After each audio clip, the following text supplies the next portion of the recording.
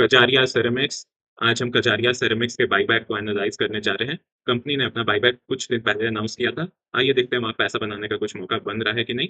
साथ में कंपनी के फाइनेंशियल्स और वैल्यूएशन को भी एनालाइज करते हैं। Let's start. Kajaria ceramics buyback 2026। Company ने बायबैक प्राइस रखा है 1380 रुपये प्रति शेयर। टोटल साइज है 297 crore rupees. Premium to current market price है 29.1%। बायबैक का रूट है टेंडर ऑफर। बोर्ड ने बायबैक अप्रूव किया अप्रैल 30, 2026 को। So shares offered is 21,50,000। ये 1.35% ऑफ पेड अप कैपिटल है। इंपॉर्टेंट थिंग है कि प्रमोटर यहाँ पर पार्टिसिपेट नहीं कर रहे हैं, जिससे पब्लिक फ्लोट बढ़ता है। ये फर्स्ट एवर बायबैक है कजारिया सेरेमिक्स के द्वारा।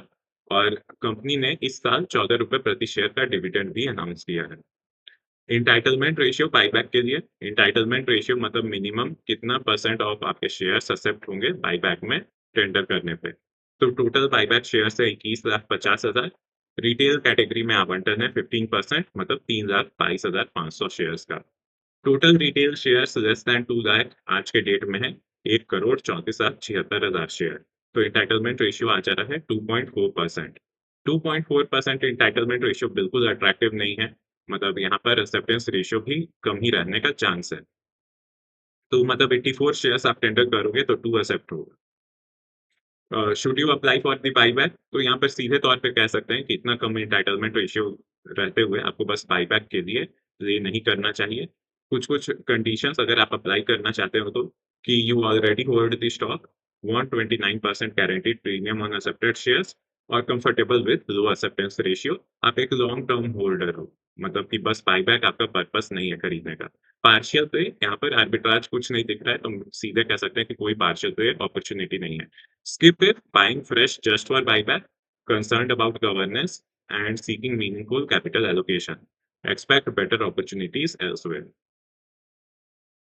Q4 FY26 quarterly performance. So revenue up था around 12% year on year. EBITDA was up by 115%. EBITDA margin almost double हो गया है और अब स्टैंड कर रहा है at 19.19%. Profit was 155 crore rupees, जबकि EPS था 9.77 rupees. This is FY26 financial highlights. यहाँ पर नोट करने की चीज है कि प्रॉफिट में around 62% year on year increment देखने को मिला है और EBITDA मार्जिन लगभग डबल हुआ है। Net profit for the year was at 487 crore rupees और रेवेन्यू था 4,830 करोड़ रुपए। Valuation analysis. सो अभी कंपनी ट्रेल कर रहा है एट अ पी ऑफ 36, जबकि इंडस्ट्री एवरेज है 31। मार्केट कैप है 17,000 crore rupees. Price to book stand करता है एट अराउंड 5। कंपनी का डिविडेंड यील्ड है 1.3%। प्रोमोटर्स का अराउंड 48% स्टेक है। म्यूचुअल फंड का 23% स्टेक है और एफआईआई का अराउंड 10% स्टेक है। Risk and reward analysis. तो 29% आपको प्रीमियम मिल रहा है। फर्स्ट एवर बायबैक सिग्नल कर रहा है strong management confidence. Promoters participate नहीं कर रहे हैं, बढ़िया चीज है ये।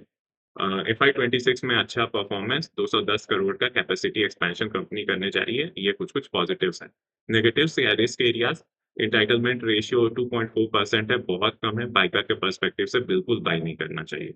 स्ट्रेच्ड वैल्यूएशंस है कंपनी के। 20 करोड़ रुपीस का फ्रॉड हुआ था इसके सब्सिडरी केरोविट पर, तो गवर्नेंस रिस्क भी यहाँ पर है। एफआईआई का स्टेक जो है वो डिक्लाइन कर रहा है और पोस्ट बायबैक स्टॉक में फेस सेलिंग प्रेशर। Q4 में जो मार्जिन्स का स्पाइक आया है, ये सस्टेनेबल है कि नहीं, ये भी एक क्वेश्चन मार्क है। And record date has not been declared, तो टाइमलाइन का अनसर्टेनिटी है बायबैक से related. So this is the company's growth and strategic move snapshot. You can have a look at it.